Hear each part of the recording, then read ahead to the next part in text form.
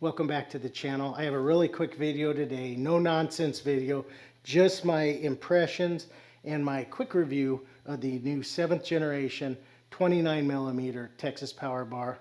If you're interested, stick around and let's go.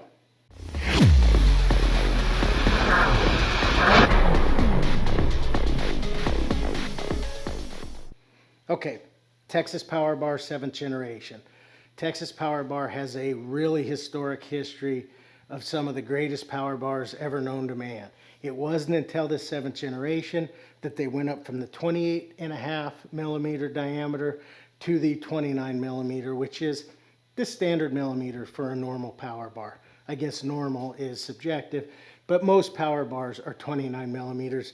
Now the Texas Power Bar finally enters that spec, thanks to Basement Brandon and the folks that pushed for this, because it's been a long time coming. If you're interested on the history of Texas Power Bars and the different generations of the bars, Masonomics has a really nice video. I'll link that in the description. Check it out. They have a lot of them, if not all of them. I can't remember, but they have a lot of Texas Power Bars, and it's kind of neat to see the progression from 1980 all the way up to the current day with their new bars. So what about this bar? The 7th generation, what's different? Well, obviously it's 29mm. That's the big thing that's different, but there's some other small differences as well. One difference that I really like is the center knurl. The center knurl is now 5 inches instead of 4 inches. Doesn't sound like a lot, but that extra inch, yeah, there's not a joke in there. The extra inch matters, all right? And I wish more power bars added a longer center knurl, because it just makes squatting a little bit nicer, sticks to your back a little bit better. So the addition of that inch on the center knurl is really nice. The other small change is the collars are now a little bit smaller.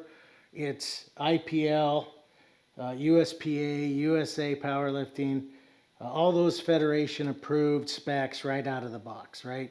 So this is a bar that you're going to see in competition now a lot more.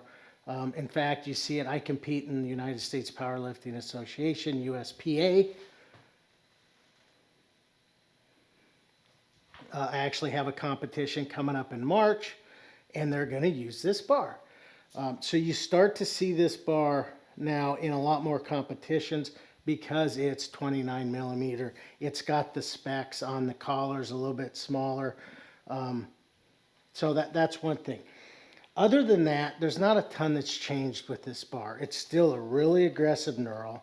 You still have the push pin design on the sleeves.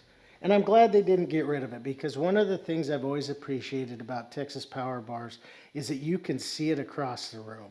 If you have a bunch of power bars lined up, sometimes you can't tell what they are, but when you see the sleeve and the collars of a Texas Power Bar, you pretty immediately know it. Not just because of the different roll pin marks, but just the characteristics of the actual sleeves. You notice it. So welcome to the party. The other thing I really like about Texas Power Bars is they're extremely aggressive, and really power bars should be aggressive. So when you're looking at an aggressive bar, if you've seen some of my past videos, I've told people to stay away from Cerakote. And that's because Cerakote fills in the knurl. On this specific bar, that's not necessarily the case. And that surprised me. When I bought, and if you watch my other video, I have a Rogue Ohio Power Bar in red Cerakote.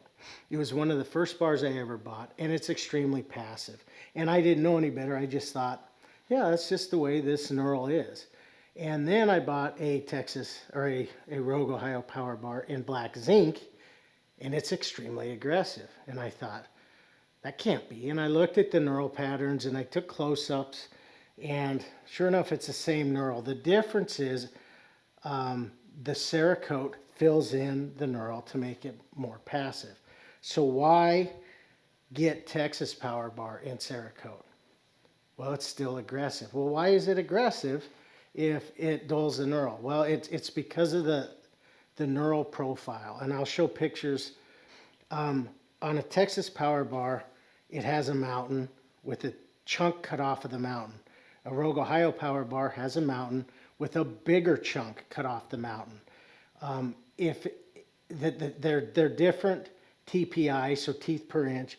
They're just a little bit different knurl. But when you're looking at it in zinc or bare steel, they feel very similar. They're both very aggressive. I do, however, give Texas Power Bar a slight edge on being more aggressive than the Rogue Ohio Power Bar. But the reason that matters, the profile of the knurl with Cerakote, is because the Texas Power Bar has a smaller cutout of the volcano, there's less to fill in. And I believe that the Rogue Ohio Power Bar, that the Cerakote gets in and it fills that volcano more, and it's going to make it feel more passive. I've been really impressed with how aggressive this bar is in Cerakote. And the reason I wanted to buy this in Cerakote is my last competition, the bar that they used was a Texas Power Bar in blue Cerakote. They also use some other colors. It doesn't matter what color, but the bottom line is they use Cerakote bars now in competition, at least in USPL. I'm not sure in USA Powerlifting if they're doing that or not.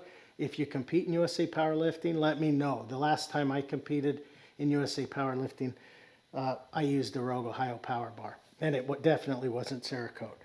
But so this bar now is one that you're going to see in a lot of competitions, and it's the reason why I wanted to buy the bar. The second part of this is thing is American made, handmade in Texas for $319. That's a really, really good price.